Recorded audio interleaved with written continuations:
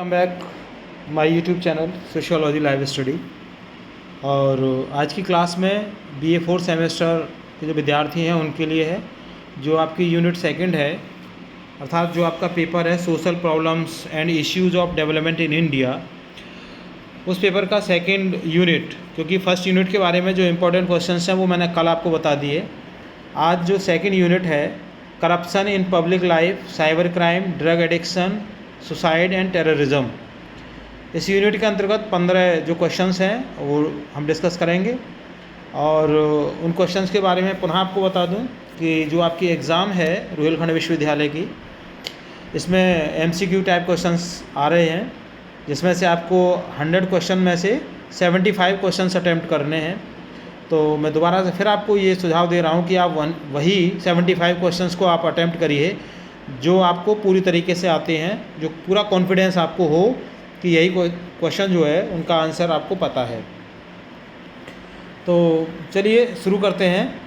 इस यूनिट में जो पहला प्रश्न है वो है what is the primary cause of corruption in public life, अर्थात सार्वजनिक जीवन में भ्रष्टाचार का मुख्य कारण क्या है। इसका सही आंसर है option C, lack of accountability, अर्थात जवाबदेही की कमी। Question number 2, which institution in India investigates corruption cases, Bharat में भ्रष्टाचार की जांच कौन सी संस्था करती है। सही आंसर है इसका option B, CBI, central bureau of investigation. Question number 3, what is cyber crime, अर्थात साइबर अपराध क्या है।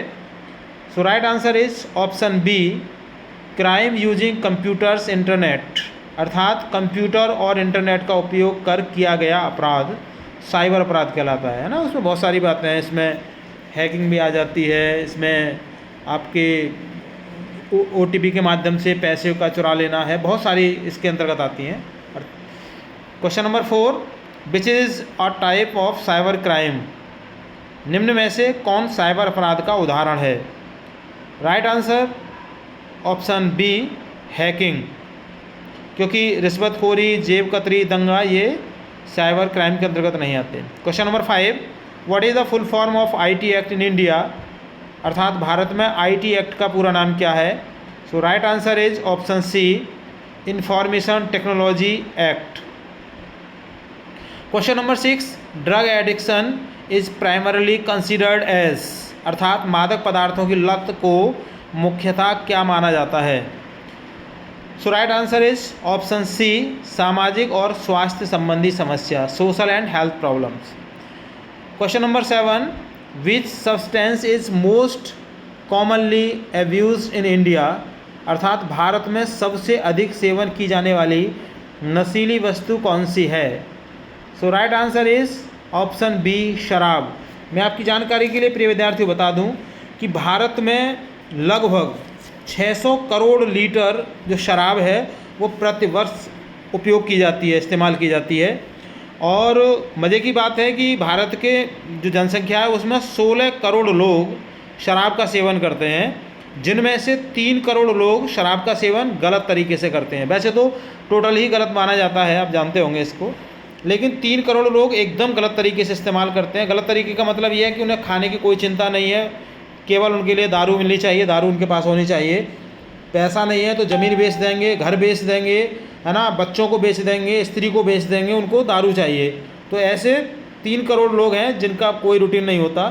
और ये डेटा जो है WHO की साइट पर अवेलेबल है, अगर आप उसको देखना चाहें। एक और WHO की रिपोर्ट आई है, उसमें दिया गया है कि भारत में 30 लाख जो लोग हैं वो प्रतिवर्ष शराब के सेवन की वजह से मर जाते हैं।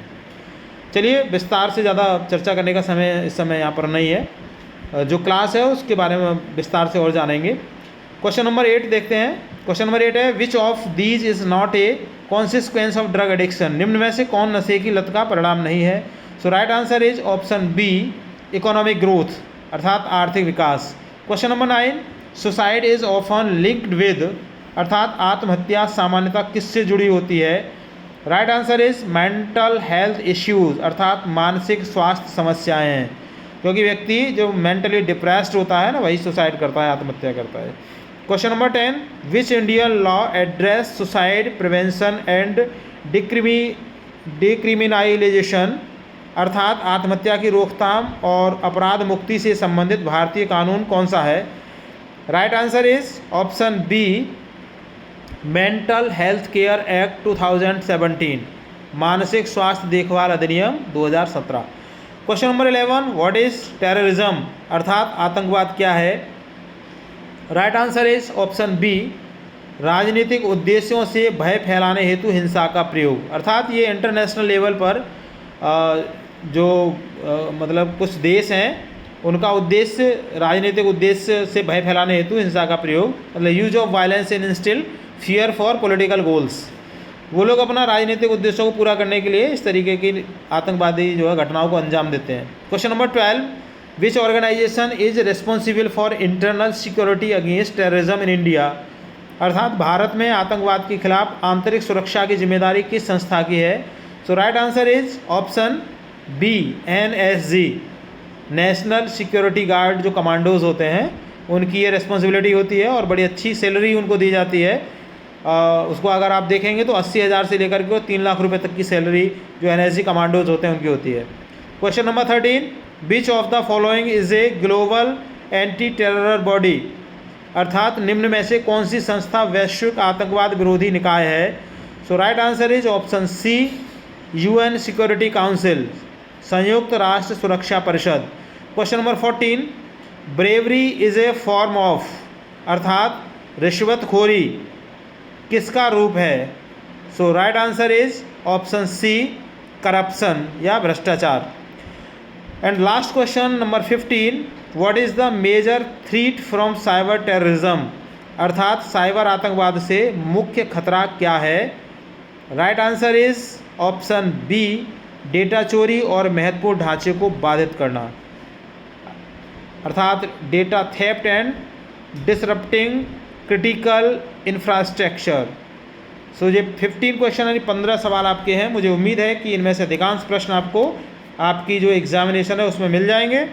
ध्यान से इनको पढ़ के आप जाइएगा और आपकी इस परीक्षा के साथ साथ ये वो प्रश्न हैं जो आगे आने वाली जो कॉम्पिटिटिव एग्जाम्स हैं जिनमें समाजशास्त्र से प्रश्न पूछे जाते हैं, तो वहाँ पर भी ये प्रश्न आपको मिलते हैं। जो विद्यार्थी नेट वगैरह की भी तैयारी कर रहे हैं उनके लिए भी ये प्रश्न बहुत ज़्यादा महत्वपूर्ण है। So thank you for joining to me. और एक विशेष निवेदन, अगर आप चैनल पर नए हैं तो उसको सब्सक्राइब जरूर कर लीजिएगा। वीडियो पसंद आए लाइक शेयर कीजिएगा।